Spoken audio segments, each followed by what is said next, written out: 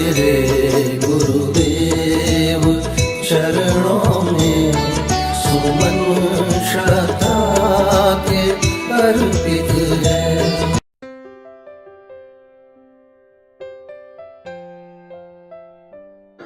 मित्रों नमस्कार, जय महाराज जी।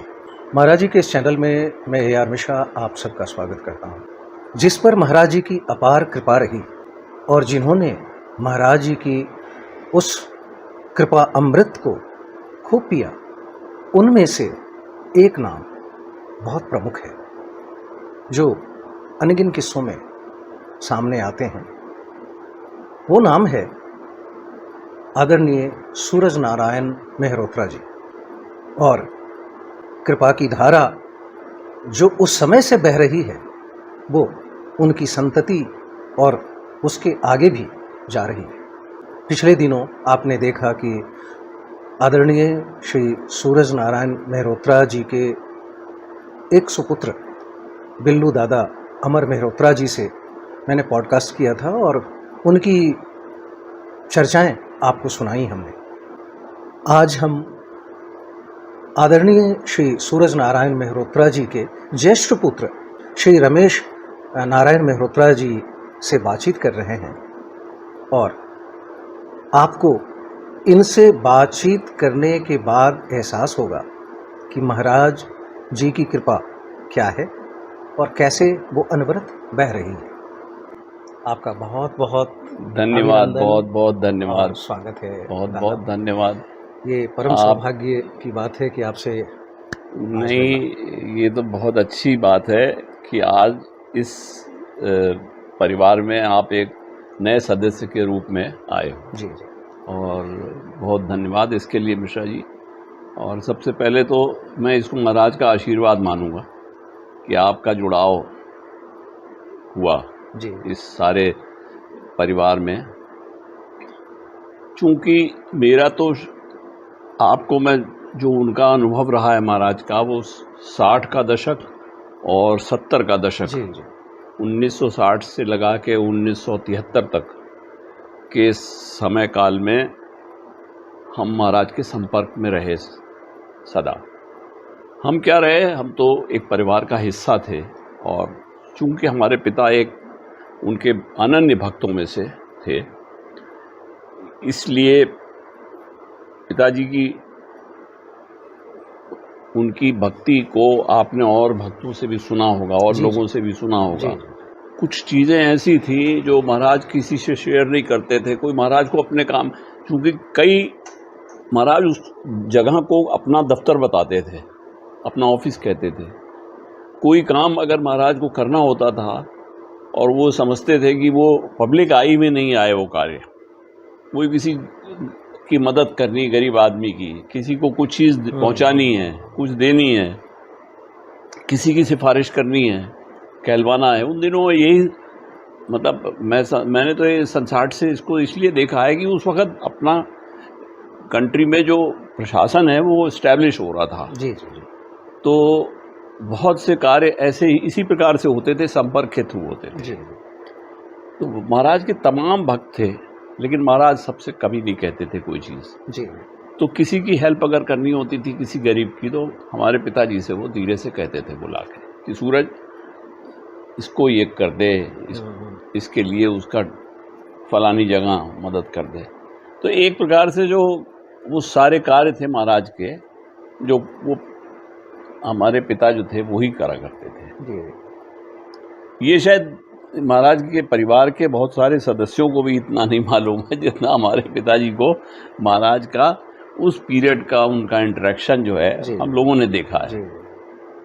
और वो बहुत ही एक ऐसा गोल्डन पीरियड में समझता हूँ हम लोगों की लाइफ का था, क्योंकि महाराज को आज सारा संसार जान गया है।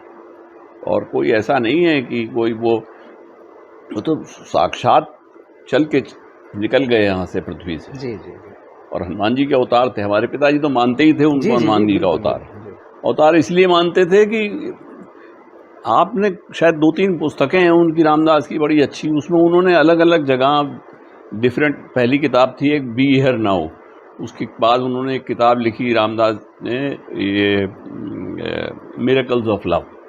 तो 2-3 पुस्तकों में उन्होंने जिक्र किया है दूसरे भक्तों को का एक्सपीरियंस महाराज के साथ का, उसको शेयर किया है वो उसमें। तो रामदास स्वयं अनन्य भक्त थे, तो उन किताबों में आप पढ़ेंगे कि वो जो एक्सपीरियंसेस डिफरेंट लोगों ने उनके साथ देखे हैं और करे हैं, तो उससे आपको लगेगा कि वो तो एक ऐसे अवतार हुए हैं जिसको कि हर आदमी ने समझा कि वो बाद में जब चले गए तब महसूस किया है। तो उसी पीरियड को मैं अपना गोल्डन पीरियड इसीलिए मानता हूँ कि आप समझ लो घर में हमारे भगवान आते थे, हम लोग वहीं उनके पैर दबाते थे। ये भाग्य था जी, बिल्कुल बिल्कुल, ये बहुत बड़ा भाग्य था। ये हमारे पिछले जन्म के संस्कार होंगे जिस कारण से ऐसा हो रहा था, क्योंकि हम लोग तो पढ़ लिख के ज़्यादा से ज़्यादा बड़े से बड़े नौकरी कर लेंगे, जीवन काल में सब कुछ कर लेंगे, उसी को मटेरियल जिसको अचीवमेंट कहते हैं ना, इसके आगे तो कुछ नहीं मिल पाता है, कुछ नहीं मिलता है। ये तो बिल्कुल ही एक अलग डिफरेंट चीज़ थी। ये एक बिल्कुल दूसरा प्लेटफॉर्म है टोटली था।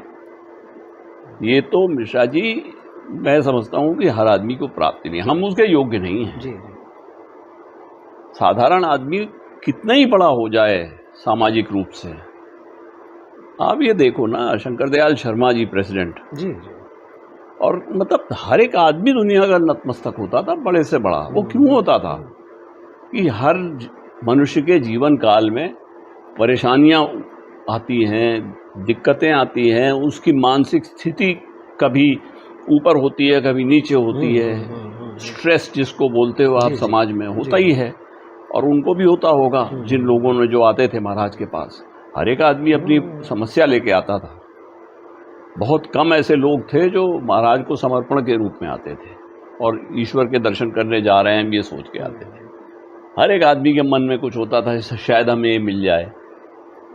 वो पिताजी ने हमारे हमेशा एक बात कही कि महाराज के आपको जैसे बड़े को ट्रीट करते हो वही ट्रीटमेंट आपको करना है। तो हम लोग तो जब उनके पास जाते थे तो यही महसूस करते थे कि हमें अगर घर में किसी के काम करना है तो महाराज जी का काम करना है, पैर दबाने हैं, उनको खाना उनका लाना है, ये करना है, सारी चीज़ें करनी है। वो इस वजह से ही होता था क्योंकि एक हम लोगों को शिक्षा इसी बात की मिली थी जी, फैमिली से।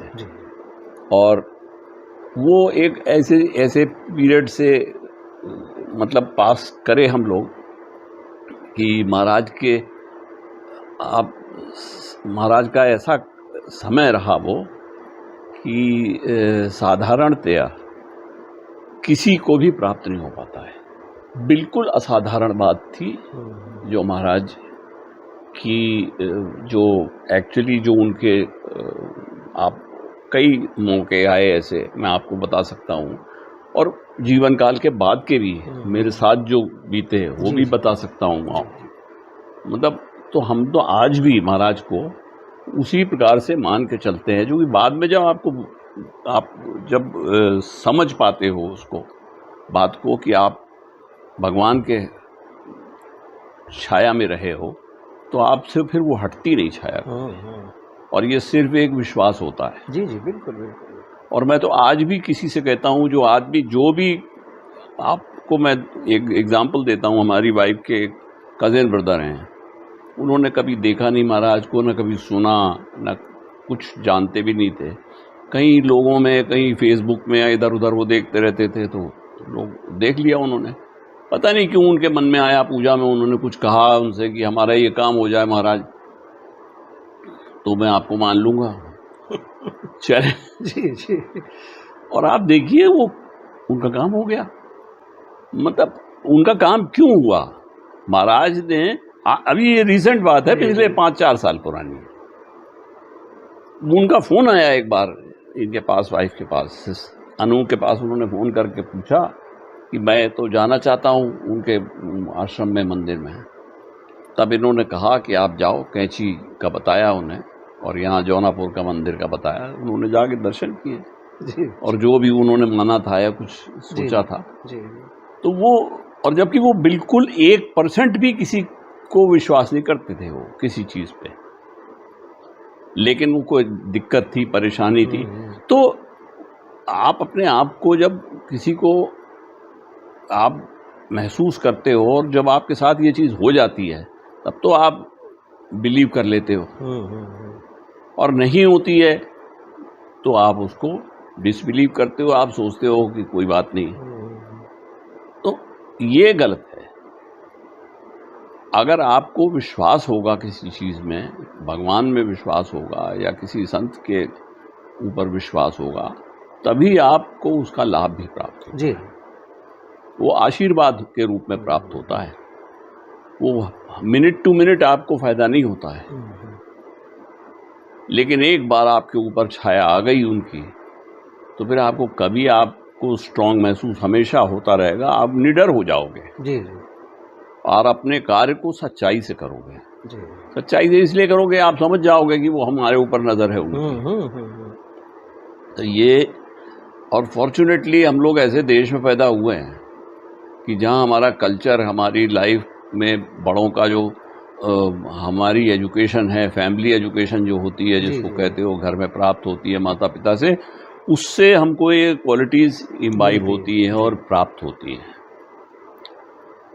तो हम लोगों ने तो महाराज से भी ये चीज़ें प्राप्त हुई। मैं आपसे यही कहूँगा, और जो वाक़े होते थे उस समय के, वो मैं आपसे कुछ शेयर करूँगा, अगर आप जी कोई विशेष पूछना चाहते हो। दादा, सबसे पहले जब आप मैच्योर हुए और सबसे पहले आपको महाराज जी की कौन सी स्मृति है जो आपको लगता है कि उस समय आप इंटरैक्ट उनके साथ किए थे, या उनका दर्शन हुआ था, या आपको समझ में आया कि जो हमारे वो सामने तो शुरू से ही था। शुरू से? हाँ, हाँ। महाराज से इंटरेक्शन क्या, वो तो हम लोग का एक काम था कि वो आए नहीं कि एक तो सर अपना उनके पैरों में रखना, नंबर 1। जी जी।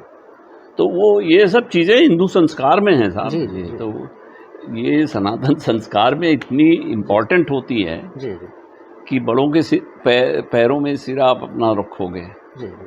तो सारा आशीर्वाद वहीं प्राप्त हो जाएगा। हाँ। सारी बुराइयां वो आपके सर पे अगर हाथ रख देंगे तो ले लेंगे, आपकी सारी कष्ट दूर कर देंगे। जी जी। तो पहला काम तो यही होता था, और फिर बैठ के ड्यूटी बाउंड होते थे हम लोग, पैर दबाएंगे उनके। और मैं आपको एक बात बताऊं, और जो खास थी उनके साथ, दूसरों के साथ बड़े और भी आते थे घर में। हमारे पिताजी हमारे काफ़ी उनके प्रभावशाली संपर्क थे। महाराज जब आते थे, उनके जो साथ हम लोग बैठते थे, हम लोग यही हमेशा डिज़ायर करते थे कि यहाँ से उठ के ना जाएं हम। इतना अच्छा लगता था, वो पॉइंट ऑफ अट्रैक्शन रहता था। हम लोग ब्रदर सिस्टर्स या और भी जो कभी कोई फ्रेंड है, कोई है, बैठे, जैसे सोनी साहब का लड़का था, वो भी हमारी साथ के ही थे, थोड़े सीनियर थे, विक्रम, अभी रिसेंटली नहीं रहे, वो उनके बीमारी हो गई थी कुछ, तो वो भी रहते थे। तो नैनीताल में जब हम लोग जाते थे गर्मियों की छुट्टी में, तब रहते थे 2 महीने 2.5 महीने। तब कैंची जाते थे, हनुमानगढ़ी जाते थे। तो एक रोज़ का काम रहता था कि एक तो उनका स्वभाव बहुत बालरूप स्वभाव था। जब वो किसी से, मतलब इतनी इनोसेंस जिसको कहते हो, इनोसेंस की पराकाष्ठा थी महाराज में, मतलब इमेंस अमाउंट ऑफ इनोसेंस। कोई प्रश्न उनका जो होता था, वो जो आपसे करते थे, बिल्कुल नादानी का प्रश्न होता था। और किसी से जब उनका इंटरेक्शन होता था, जब वो बात कर रहे होते थे, पूछते थे, तो ऐसा लगता था आपको जैसे कि जो, तो उनका एक बाल रूप जो है ना, वो देखने को उनके एक्शंस में मिलता था। जी। मतलब टोटली अनकरप्टेड, अनपॉल्यूटेड अगर कोई हो सकता है दिव्य आत्मा, तो वो महाराज थे। जी। टोटली अनपॉल्यूटेड, अनकरप्टेड, मैं तो ये कहूँगा। मैं तो उससे ज़्यादा आदमी हो ही नहीं सकता। हमने ईश्वर के दर्शन तो किए नहीं, लेकिन महाराज के किए, और उनके बराबर का दूसरा किसी को नहीं देखा। संत बहुत देखे हैं हमने, मतलब अब तो काफ़ी एज है मेरी भी, आई हैव टचिंग 75 ऑलमोस्ट, लेकिन अब महसूस मैं एक चीज़ करता हूँ कि बहुत से बड़े लोग हुए हैं, संत हुए हैं, जिनके विषय में पढ़ा है हमने, देखा भी है, उनसे दर्शन भी किए हैं, मंदिरों में बड़े बड़े गए हैं, हम सब जगह दर्शन किए हैं। तो एक प्रकार से महाराज के मुकाबले जो जीवित जिसको कहते हैं हमने इन्फ्लुएंस, वो कहीं नहीं मिला, कहीं नहीं मिला उसके बाद। और ये फादर हमारे खुद भी कहते थे। आपको मैं एग्जाम्पल दूं कि जब महाराज आते थे घर में तो पहला काम ये होता था कि फादर हमारे उनकी आरती उतारते थे। अच्छा अच्छा। यस, उनकी आरती होती थी बैठा के, और जब आरती हो रही होती थी तो आपकी आरती अगर हम करें या हमारी कोई करे या दूसरा करे तो आपके चेहरे पे क्या एक्सप्रेशन होगा? बिल्कुल बिल्कुल। आप कॉन्शियस हो जाओगे। उनके चेहरे को हमने देखा है, एज ए चाइल्ड देखा है मैंने उनके चेहरे को, और मुझे उसमें भगवान का रिफ्लेक्शन मिलता था। आप आज रामलला की मूर्ति जाके देखो, जब आरती हो रही होती है, अगर आप ध्यान से देखोगे आप महसूस करोगे कि क्या एक्सप्रेशन है भगवान के चेहरे पे। जी। महाराज के चेहरे पे वही एक्सप्रेशन होता था। वो तो जैसे बालक होता है ना, हंसते रहते थे और आरती की तरफ देखते रहते थे। सही बात। It was magical. मतलब आप मनुष्य नहीं कर सकता ये कार्य, मतलब बनावट ही नहीं आ सकती है। जी। ऐसी प्रकृति भगवान की होती है। उन्हें लगता है क्या कर रहा है, मेरी आरती कर रहा है। ऐसे देखते रहते थे, हंसते थे, मना नहीं करते थे। जी जी। ये मैं आपको और बात बता रहा हूँ महाराज की, वो मना इसलिए नहीं करते थे कि वो जानते थे कि इसको अच्छा नहीं लगेगा अगर मैं मना करूं। भाव का सम्मान होता था। भाव का सम्मान करते थे। He knew the love of his devotee. वही गॉड का सबसे बड़ा एक टेस्ट होता है। जी जी। जो भगवान ये समझ ले मेरा डिवोटी कितना लव करता है मुझे, और पहचान ले हमारे में और हमारे पिता में यही तो अंतर है। जी जी। हम तो कुछ भी नहीं है उनके आगे। सही बात, सही। उनके संस्कार ऐसे थे, उनको महाराज ने ऐसी स्पेस दे दी थी जो कि किसी को मिल भी नहीं सकती। वो आशीर्वाद से रेयरली मिलती है, वो आशीर्वाद से ही मिलती है महाराज। तो आरती के टाइम में उनका चेहरा उनको देखने, तभी मैंने उनसे कहा बाल रूप होता था उनका। हमने तो उसको उनके ऑब्जर्वेशन जो मेरी अपनी उस वक्त की है वो आपसे मैं शेयर कर रहा हूँ।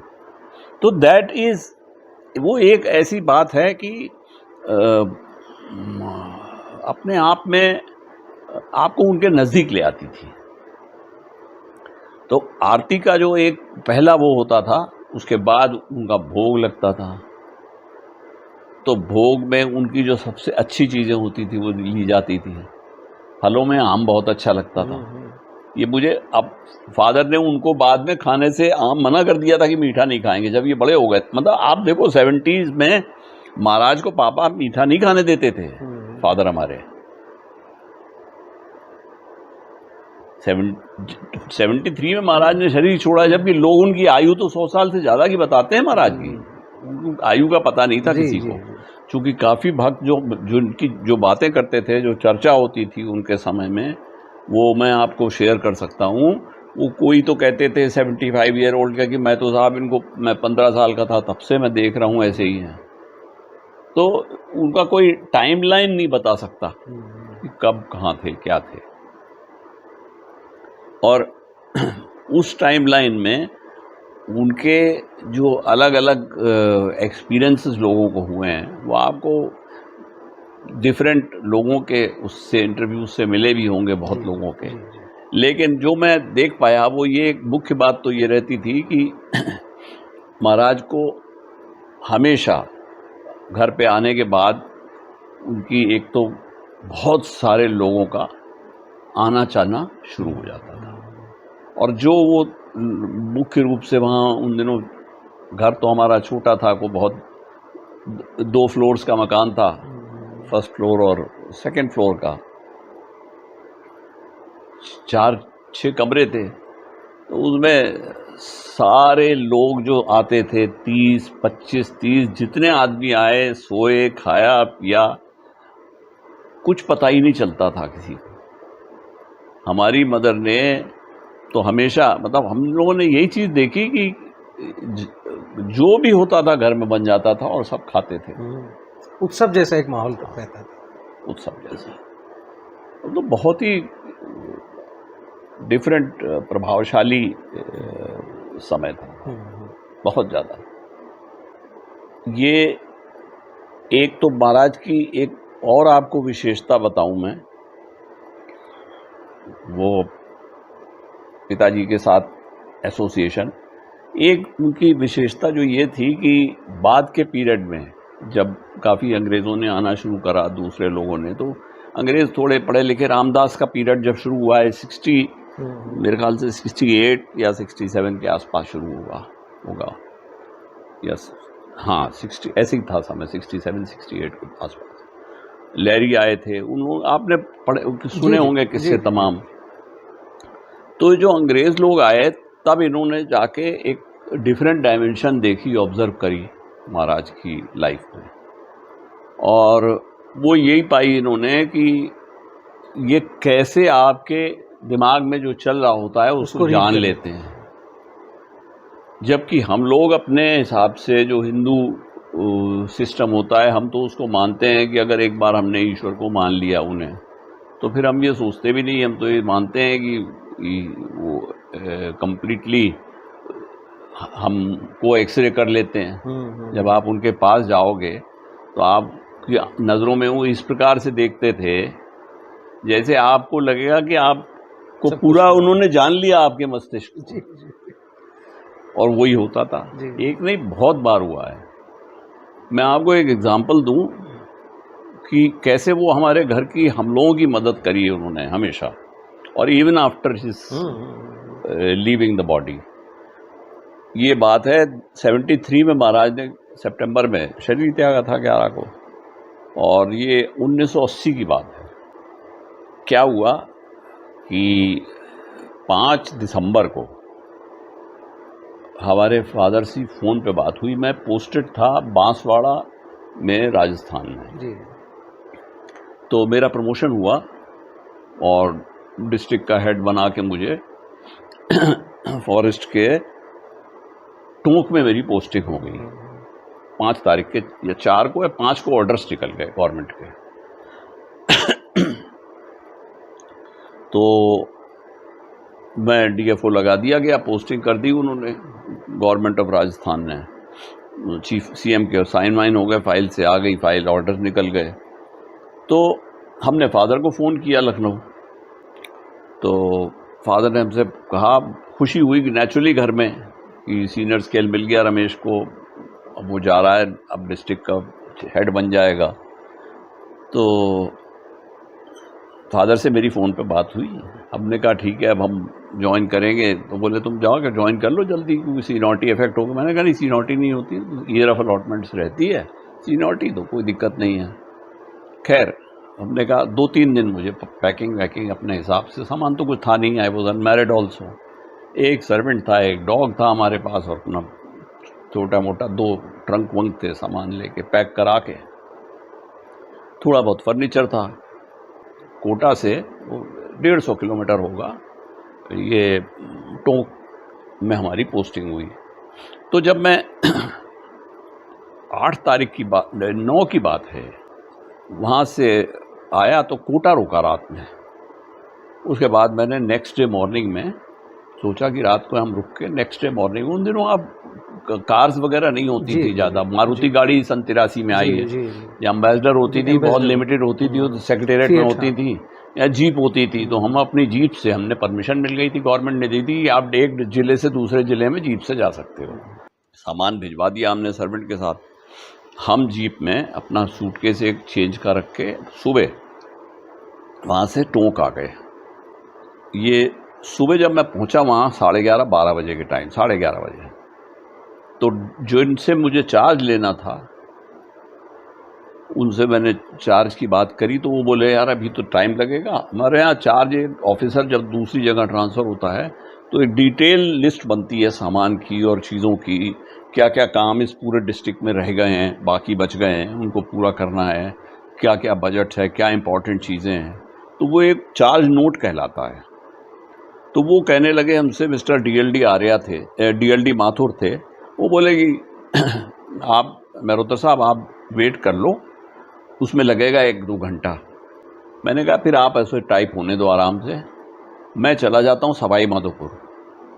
सवाई माधोपुर में रणथंबोर है एक जगह, जी जी जी बड़ी फेमस है जी, टाइगर जी सेंचुरी। जी।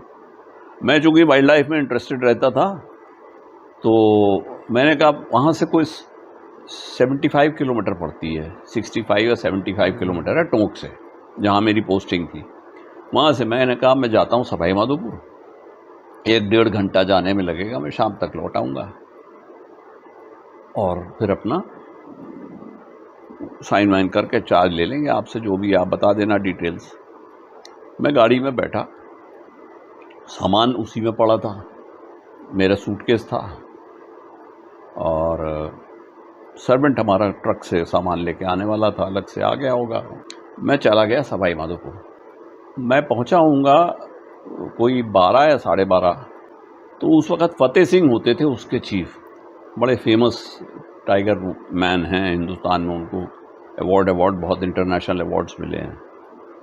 फतेह सिंह जी हमारे मित्र भी थे अच्छे, मैं बहुत जूनियर था उनसे, लेकिन अच्छी दोस्ती थी, सीनियर थे एज में। तो उनके ऑफिस में मैं बैठा था, 1:30 बजे टेलीफोन आता है। मैं बैठा था ऑफिस में फतेह सिंह जी के साथ, उन्होंने फ़ोन उठाया और बात करी, फिर मुझे फ़ोन दे दिया कि नहीं ये मेरे पास बैठे हैं, मैं बात कराता। That was the telephone of my father's death. और आप सोचो ये 1:30 बजे फ़ोन आया है, मुझे पता चला है उनकी मृत्यु हो गई, जबकि कहीं से कोई इतना सा भी वो नहीं था अंदेशा कि ऐसा होगा। 1:30 बजे जब मैं वहाँ पहुँचा हूँ, फतेह सिंह ने मुझे बताया, तो मैंने कहा कि अब मुझे जाना होगा, कैसे जाएंगे। तो वहाँ सवाई माधोपुर उन दिनों बिल्कुल ही एक कटा हुआ डिस्ट्रिक्ट होता था, एक रिवर क्रॉस करके फिर जाओ, फिर आगरा पहुँचो, फिर आगरा से लखनऊ जाओ। It was next to impossible. सिर्फ एक ट्रेन चलती थी रोज़, that was known as Awadh express, वो सवाई माधोपुर होके जाती थी। जबकि मेरा सवाई माधोपुर आने का कोई प्रोग्राम नहीं था, वो सवाई माधोपुर होके जाती थी, कोटा से सवाई माधोपुर से होती हुई लखनऊ जाती थी। उसका टाइम था डिपार्चर का 3:30 बजे दोपहर में। मुझे महाराज ने वो ट्रेन पकड़वाई एक तरह से, आप सोचो। और ये लीला एक प्रकार से उनकी ही रही, ये पूरा जो कंप्लीट सीक्वेंस बना जो प्लानिंग हुई है ना, जी, जी। ये प्रोविडेंशियल थी, ये रचित थी, ये मेरी करी हुई नहीं थी। इसलिए उनकी तरफ से डिले हुई कि माथुर जी ने डिले तुम किया। जाओगे वो डिले होगा, तुम पहुंचोगे वहां जाओगे, तुम उसके बाद गाड़ी में बैठोगे। उसने इमीडिएटली आदमी को भेज के टिकट मंगवाया, उस गाड़ी में बैठा, सुबह 6 बजे मैं घर पहुंच गया था क्रिमेशन के लिए। तो और ये बात है सन 10 दिसंबर की, जी जी। 11 को सुबह मैं पहुंचा हूँ। 10th को मॉर्निंग में उनकी फादर की 9:30 बजे डेथ हुई थी। आप ये सोचो कि महाराज हमारी फिंगर को पकड़ के हमको घुमा के ले के आके वहाँ पहुँचा रहे थे, देते हैं। तो मैं क्यों ना उनको अपना ईश्वर मानूं। सही बात है। हमारे घर में जो हमारी 2 डॉटर्स हैं, कभी किसी को, वाइफ को, हमें किसी की कोई तबीयत खराब होती तो पहला काम ये होता है कि महाराज की तस्वीर लगाओ नीचे तकिए के, उनके पास हाथ जोड़ो तो बात की बात है, उनको बैठा लो अपने साथ। तो ये जो आप समझो उनका जो कंटिन्यूअस सपोर्ट सिस्टम चलता है भगवान का, वो आपको वो एक भाग्यशाली मैं कह सकता हूँ अपने आप को, मेरे कर्मों से तो नहीं हुआ जी। हमने क्या ऐसे कौन सी भक्ति या सेवा कर ली उनकी, कुछ नहीं किया। उन्होंने ही जो देना था हमें दिया। तो वो तो आपका समर्पण इम्पोर्टेंट होता है। जी जी। आपका विश्वास और समर्पण इतना इम्पोर्टेंट होता है कि उसी से ही आप ईश्वर से जुड़ पाते हो, और उसी से ही आपको मैं समझता हूँ कि लाइफ में स्टेबिलिटी रहती है। सारी चीज़ें तो निर्धारित हैं, लेकिन उसमें अगर कोई अनहोनी है और आपका विश्वास है तो वो रास्ता बदल देंगे आप। जी जी जी, बिल्कुल बिल्कुल। ये एक नहीं, कई हमने कहानियां सुनी महाराज की, जो हम लोग बैठे रहते थे, फादर कहते थे कि उसको यहाँ जाके दर्शन दे दीजिए, आप चले जाइए, कितने दिन से रोज आ रहा है वो आदमी। एक आते थे एक साहब वहाँ, तू जिद करता है, फादर से बोले तू जिद करता है। और कहा उन्होंने कब, जब घर जाके दर्शन दे दिए, वहाँ से नीचे जमाने लगे, लाइट चली गई, तो बोले महाराज ठीक कर दो, इसकी तबीयत खराब है, बहुत ज़्यादा है। बोले उसके घर में अंधेरा हो रहा है, मैं क्या कर सकता हूँ। आप देखो आप क्या मतलब था उनका। Next day the person passed away, और मना कर रहे थे जाने से महाराज, जबकि वो लोग बहुत इंसिस्ट कर रहे थे कि किसी तरह से आ जाएं, दर्शन दे दें। तो फादर को बार बार फ़ोन हो रहे थे, ये कर रहे थे। तो ये ऐसी चीज़ें होती हैं कि दिव्य दृष्टि, सूक्ष्म हो जाना, चले जाना, ये सब चीज़ें तो एक होती हैं संत के साथ, भगवान के साथ, वो तो करते ही थे।